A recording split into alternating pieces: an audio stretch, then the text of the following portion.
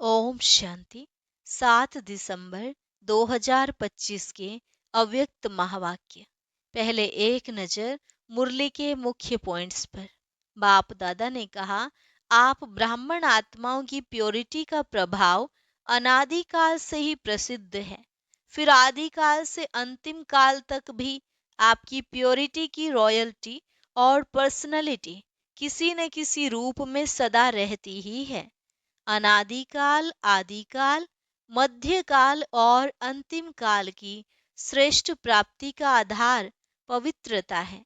इसलिए पवित्रता की परख अपनी वृत्ति, दृष्टि और कृति, इन तीनों में चेक करो।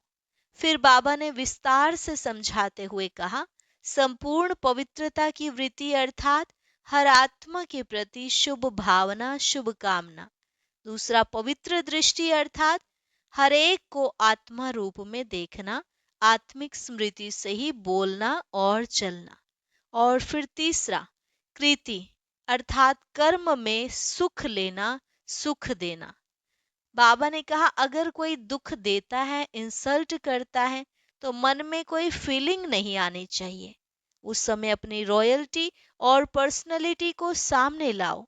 आपका टाइटल ही है सहनशीलता की देवी, सहनशीलता के देव। सारे दिन में अगर कोई भी प्रकार की समस्या आती है, तो इन दो विशेष शब्दों के कारण ही आती है, मैं और मेरा। तो जब भी मैं शब्द बोलो, तो यही स्वमान की लिस्ट सामने लाओ कि मैं श्रेष्ठ आत्मा हूँ, मैं तख्त नशीन आत्मा हूँ, मैं विश्व कल्याणकारी आत्मा हूँ। और हद का मेरा मेरा के विस्तार को समेटने के लिए मेरा बाबा याद रखो। लास्ट में बाबा ने कहा, अब समय की समीपता को आम बात नहीं समझो। अचानक और एवर रेडी को अपने कर्म योगी जीवन में हर समय स्मृति में रखो और सर्व आत्माओं को अपनी शक्तियों के सकाश से दुख अशांति से छुड़ाना है। और अब सुनते हैं महावाक्यों को विस्तार से। मुरली का सार, संपूर्ण पवित्रता द्वारा रूहानी रॉयल्टी और पर्सनैलिटी का अनुभव करते अपने मास्टर ज्ञान सूर्य स्वरूप को इमर्ज करो। आज बाप दादा चारों ओर के अपने रॉयल्टी और पर्सनैलिटी के परिवार को देख रहे हैं। यह रॉयल्टी व रूहानी पर्सनैलिटी का फाउंडेशन है संपूर्ण प्योरिटी। प्योरिटी की निशानी सभी के मस्तक में, सभी के सिर पर लाइट का ताज चमक रहा है। ऐसे चमकते हुए ताजधारी रूहानी रॉयल्टी, रूहानी पर्सनैलिटी वाले सिर्फ आप ब्राह्मण परिवार ही हैं, क्योंकि प्योरिटी को अपनाया है। आप ब्राह्मण आत्माओं की प्योरिटी का प्रभाव आदिकाल से प्रसिद्ध है। याद आता है अपना अनादि और आदिकाल। याद करो, अनादिकाल में भी आप प्योर आत्माएं, आत्मा रूप में भी विशेष चमकते हुए सितारे चमकते रहते हैं। और भी आत्माएं हैं, लेकिन आप सितारों की चमक सबके साथ होते भी विशेष चमकती है। जैसे आकाश में सितारे अनेक होते हैं, लेकिन कोई कोई सितारे स्पेशल चमकने वाले होते हैं। देख रहे हो सभी अपने को। फिर आदि काल में आपके प्योरिटी की रॉयल्टी और पर्सनैलिटी कितनी महान रही है। सभी पहुंच गए आदि काल में। पहुंच जाओ। चेक करो मेरी चमकने की रेखा कितनी परसेंट में है। आदिकाल से अंतिम काल तक आपके प्योरिटी की रॉयल्टी, पर्सनैलिटी सदा रहती है। अनादिकाल का चमकता हुआ सितारा, चमकते हुए बाप के साथ साथ निवास करने वाले। अभी अभी अपनी विशेषता अनुभव करो। पहुंच गए सब अनादिकाल में। फिर सारे कल्प में आप पवित्र आत्माओं की रॉयल्टी भिन्न भिन्न रूप में रहती है, क्योंकि आप आत्माओं जैसा कोई संपूर्ण पवित्र बने ही नहीं है। पवित्रता का जन्म सिद्ध अधिकार आप विशेष आत्माओं को बाप द्वारा प्राप्त है। अभी आदि काल में आ जाओ। अनादि काल भी देखा, अब आदि काल में आपके पवित्रता की रॉयल्टी का स्वरूप कितना महान है। सभी पहुंच गए, सतयुग में पहुंच गए, आ गए। कितना प्यारा स्वरूप देवता रूप है। देवताओं जैसी रॉयल्टी और पर्सनैलिटी सारे कल्प में किसी भी आत्मा की नहीं है। देवता रूप की चमक अनुभव कर रहे हो ना? इतनी रूहानी पर्सनैलिटी, ये सब पवित्रता की प्राप्ति है। अभी देवता रूप का अनुभव करते, मध्य काल में आ जाओ। आ गए? आना अनुभव करना सहज है ना? तो मध्यकाल में भी देखो, आपके भक्त, आप पूज्य आत्माओं की पूजा करते हैं, चित्र बनाते हैं। कितने रॉयल्टी के चित्र बनाते और कितनी रॉयल्टी से पूजा करते। अपना पूज्य चित्र सामने आ गया है ना? चित्र तो धर्मात्माओं के भी बनते हैं, धर्म पिताओं के भी बनते हैं, अभिनेताओं के भी बनते हैं, लेकिन आपके चित्र की रूहानियत और विधि पूर्वक पूजा में फर्क होता है। तो अपना पूज्य स्वरूप सामने आ गया। अच्छा, फिर आओ अंतकाल संगम पर। यह रूहानी ड्रिल कर रहे हो ना? चक्र लगाओ और अपने प्योरिटी का, अपनी विशेष प्राप्ति का अनुभव करो। अंतिम काल संगम पर आप ब्राह्मण आत्माओं का, परमात्म पालना का, परमात्म प्यार का, परमात्म पढ़ाई का भाग्य आप कोटों में कोई आत्माओं को ही मिलता है। परमात्मा की डायरेक्ट रचना, पहली रचना आप पवित्र आत्माओं को ही प्राप्त होती है, जिससे आप ब्राह्मण ही विश्व की आत्माओं को भी मुक्ति का वर्षा बाप से दिलाते हो। तो ये सारे चक्र में अनादि काल, आदि काल, मध्य काल और अंतिम काल, सारे चक्र में इतनी श्रेष्ठ प्राप्ति का आधार पवित्रता है। सारा चक्र लगाया। अभी अपने को चेक करो, अपने को देखो। देखने का आईना है ना? अपने को देखने का आईना है? जिसको है वह हाथ उठाओ। आईना है? क्लियर है आईना?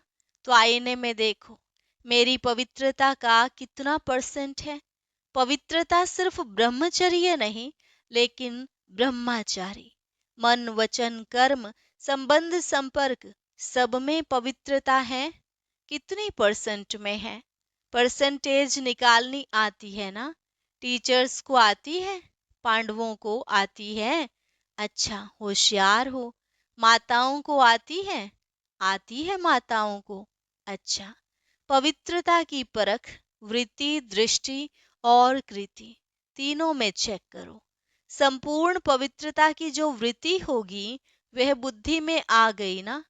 सोचो, संपूर्ण पवित्रता की वृत्ति अर्थात हर आत्मा के प्रति शुभ भावना, शुभ कामना, अनुभवी होना। और दृष्टि क्या होगी? हर आत्मा को आत्मा रूप में देखना, आत्मिक स्मृति से बोलना चलना। शॉर्ट में सुना रहे हैं, डिटेल तो आप भाषण कर सकते हैं। और कृति अर्थात कर्म में सुख लेना, सुख देना। यह चेक करो, मेरी वृत्ति, दृष्टि, कृति इसी प्रमाण है। सुख लेना, दुख नहीं लेना। तो चेक करो, कभी दुख तो नहीं ले लेते हो? कभी कभी थोड़ा थोड़ा दुख देने वाले भी तो होते हैं ना? मानो वह दुख देता है, तो क्या आपको उसको फॉलो करना है? फॉलो करना है कि नहीं? फॉलो किसको करना है? दुख देने वाले को या बाप को? बाप ने, ब्रह्मा बाप ने, निराकार की तो बात है ही, लेकिन ब्रह्मा बाप ने किसी बच्चे का दुख लिया, सुख दिया और सुख लिया। फॉलो फादर है, या कभी कभी लेना ही पड़ता है। नाम ही है दुख। जब दुख देते हैं, इंसल्ट करते हैं, तो जानते हो कि यह खराब चीज है। कोई आपकी इंसल्ट करता है तो उसको आप अच्छा समझते हो, खराब समझते हो ना? तो वह आपको दुख देता है या इंसल्ट करता है, तो खराब चीज अगर आपको कोई देता है तो आप ले लेते हो, ले लेते हो। थोड़े समय के लिए, ज्यादा समय नहीं, थोड़ा समय खराब चीज लेनी होती है तो दुख या इंसल्ट लेते क्यों हो? अर्थात मन में फीलिंग के रूप में रखते क्यों हो? तो अपने से पूछो, हम दुख लेते हैं या दुख को परिवर्तन के रूप में देखते हैं? क्या समझते हो? दुख लेना राइट है? है राइट? मधुबन वाले, राइट है? थोड़ा थोड़ा ले लेना चाहिए, दुख ले लेना चाहिए ना? नहीं लेना चाहिए, लेकिन ले लेते हो, गलती से ले लेते हो। यदि दुख की फीलिंग आई तो परेशान कौन करेगा? मन में किचड़ा रखा तो परेशान कौन होगा? जहाँ किचड़ा होगा वहां ही परेशान होंगे ना। तो उस समय अपने रॉयल्टी और पर्सनैलिटी को सामने लाओ और अपने को किस स्वरूप में देखो। जानते हो आपका क्या टाइटल है? आपका टाइटल है सहनशीलता की देवी, सहनशीलता का देव। तो आप कौन हो? सहनशीलता की देवियां हो, सहनशीलता के देव हो या नहीं? कभी कभी हो जाते हैं। अपना पोजीशन याद करो, स्वमान याद करो, मैं कौन, यह स्मृति में लाओ। सारे कल्प के विशेष स्वरूप की स्मृति को लाओ। स्मृति तो आती है ना। बाप दादा ने देखा कि जैसे मेरा शब्द को सहज याद में परिवर्तन किया है, तो मेरा के विस्तार को समेटने के लिए क्या कहते हो? मेरा बाबा। जब भी मेरा मेरा आता है तो मेरा बाबा में समेट लेते हो, और बार बार मेरा बाबा कहने से याद भी सहज हो जाती है और प्राप्ति भी ज्यादा होती है। ऐसे ही सारे दिन में अगर किसी भी प्रकार की समस्या या कारण आता है तो उसके यह दो शब्द विशेष हैं, मैं और मेरा। तो जैसे बाबा शब्द कहते ही मेरा शब्द पक्का याद हो गया है ना। सभी अभी बाबा बाबा नहीं कहते, मेरा बाबा कहते हैं। ऐसे ही ये जो मैं शब्द है, इसको भी परिवर्तन करने के लिए जब भी मैं शब्द बोलो तो अपने स्वमान की लिस्ट सामने लाओ। मैं कौन? क्योंकि मैं शब्द गिराने के निमित्त भी बनता और मैं शब्द स्वमान की स्मृति से ऊंचा भी उठाता है। तो जैसे मेरा बाबा का अभ्यास हो गया है, ऐसे ही मैं शब्द को बॉडी कॉन्शियसनेस की स्मृति के बजाय अपने श्रेष्ठ स्वमान को सामने लाओ। मैं श्रेष्ठ आत्मा हूँ, तख्त नशीन आत्मा हूँ, विश्व कल्याणी आत्मा हूँ। ऐसे कोई न कोई स्वमान मैं से जोड़ लो तो मैं शब्द उन्नति का साधन हो जाए। जैसे मेरा शब्द अभी मेजॉरिटी बाबा शब्द याद दिलाता है, ऐसे मैं शब्द स्वमान की याद दिलाए। क्योंकि अभी समय प्रकृति द्वारा अपनी चैलेंज कर रहा है। समय की समीपता को कॉमन बात नहीं समझो। अचानक और एवर रेडी शब्द को अपने कर्म योगी जीवन में हर समय स्मृति में रखो। अपने शांति की शक्ति का स्वयं प्रति भी भिन्न भिन्न रूप से प्रयोग करो। जैसे साइंस अपना नया नया प्रयोग करती रहती है, जितना स्व के प्रति प्रयोग करने की प्रैक्टिस करते रहेंगे, उतना ही औरों प्रति भी शांति की शक्ति का प्रयोग होता रहेगा। अभी विशेष अपने शक्तियों की सकाश चारों ओर फैलाओ। जब आपकी प्रकृति, सूर्य की शक्ति, सूर्य की किरणें अपना कार्य कितने रूप से कर रही हैं। पानी बरसाता भी है, पानी सुखाता भी है, दिन से रात, रात से दिन करके दिखाता है। तो क्या आप अपने शक्तियों की सकाश वायुमंडल में नहीं फैला सकते? आत्माओं को अपनी शक्तियों की सकाश से दुख अशांति से नहीं छुड़ा सकते?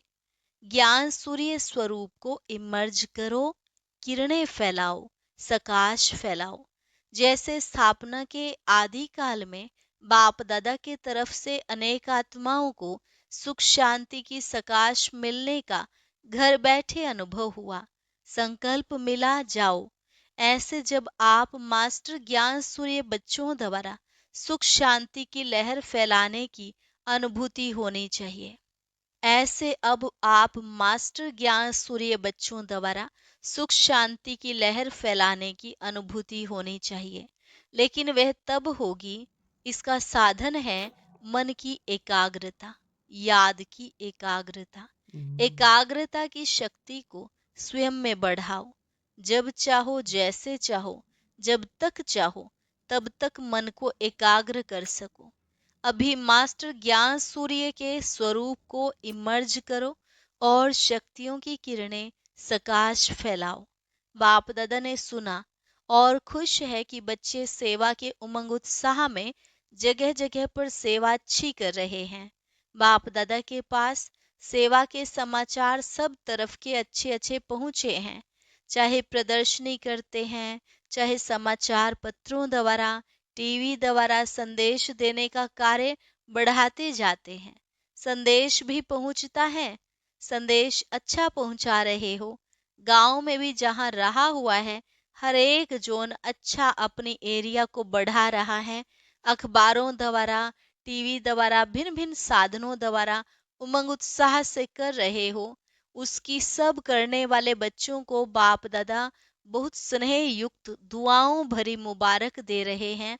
लेकिन अभी संदेश देने में तो अच्छा उमंग उत्साह है और चारों ओर ब्रह्मा कुमारीज क्या हैं, बहुत अच्छा शक्तिशाली कार्य कर रही हैं। यह भी आवाज फैल रहा है और बढ़ता जा रहा है। लेकिन लेकिन सुनाए क्या? सुनाए लेकिन ब्रह्मा कुमारियों का बाबा कितना अच्छा है, वह आवाज अभी बढ़ना चाहिए। ब्रह्मा कुमारियां अच्छा काम कर रही हैं, लेकिन कराने वाला कौन है? अभी यह प्रत्यक्षता आनी चाहिए। बाप आया है, यह समाचार मन तक पहुंचना चाहिए। इसका प्लान बनाओ। बाप दादा से बच्चों ने प्रश्न पूछा कि वारिस या माइक किसको कहें। माइक निकले भी हैं, लेकिन बाप दादा माइक अभी के समय अनुसार ऐसा चाहते हैं या आवश्यक है जिसके आवाज की महानता हो। अगर साधारण बाबा शब्द बोल भी देते हैं, अच्छा करते हैं, इतने तक भी लाया है, तो बाप दादा मुबारक देते हैं। लेकिन अभी ऐसे माइक चाहिए जिनके आवाज की भी लोगों तक वैल्यू हो, ऐसे प्रसिद्ध हो।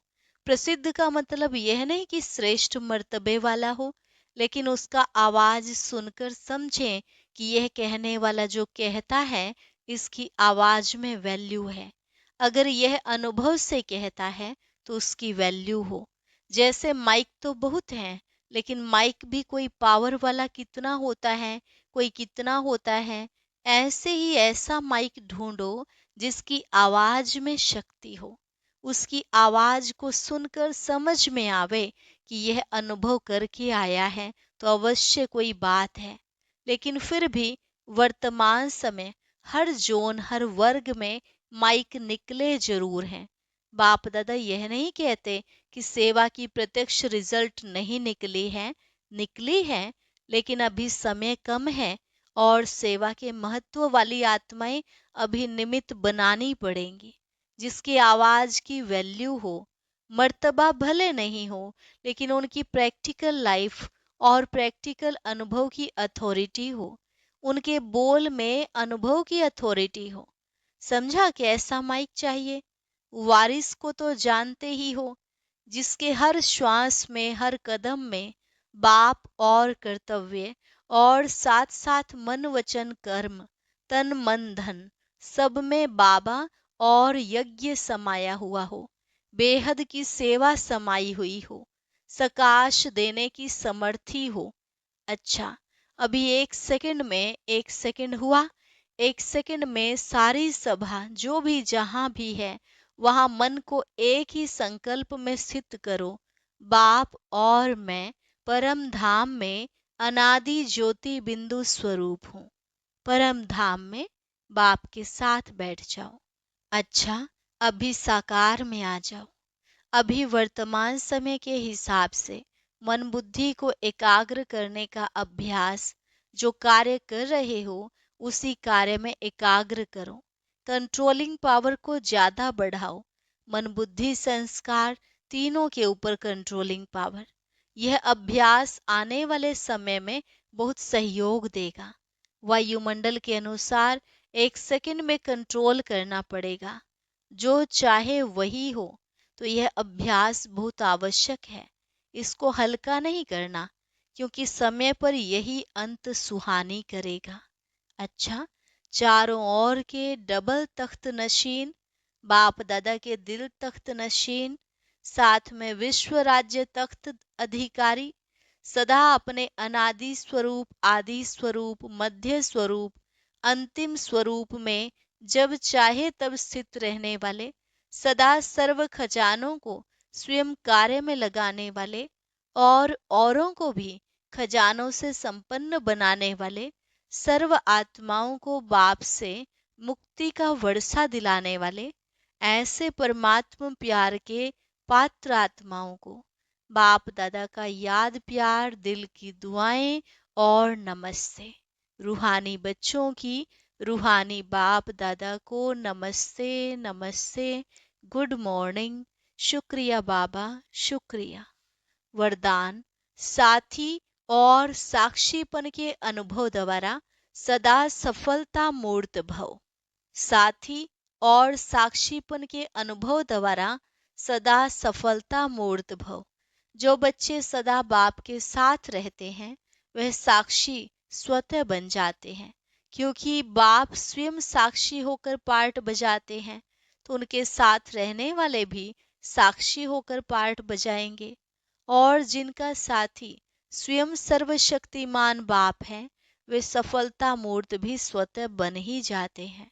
भक्ति मार्ग में तो पुकारते हैं कि थोड़े समय के साथ का अनुभव करा दो, झलक दिखा दो, लेकिन आप सर्व संबंधों से साथी हो गए, तो इसी खुशी और नशे में रहो कि पाना था सो पा लिया। स्लोगन, व्यर्थ संकल्पों की निशानी है मन उदास और खुशी गायब। व्यर्थ संकल्पों की निशानी है मन उदास और खुशी गायब। अव्यक्त इशारा, अब संपन्न व कर्मातीत बनने की धुन लगाओ। बहुत काल अचल अडोल, निर्विघ्न, निर्बंधन, निर्विकल्प, निर्विकर्म, अर्थात निराकारी, निर्विकारी और निरहंकारी स्थिति में रहो, तब कर्मातीत बन सकेंगे। सेवा का विस्तार भल कितना भी बढ़ाओ, लेकिन विस्तार में जाते सार की स्थिति का अभ्यास कम ना हो। विस्तार में सार भूल न जाए। खाओ पियो सेवा करो, लेकिन न्यारेपन को नहीं भूलो। बच्चों, तुम चिंता बिल्कुल ना करो, क्योंकि आपके बाप दादा प्रत्येक क्षण आपके साथ हैं। ओम शांति।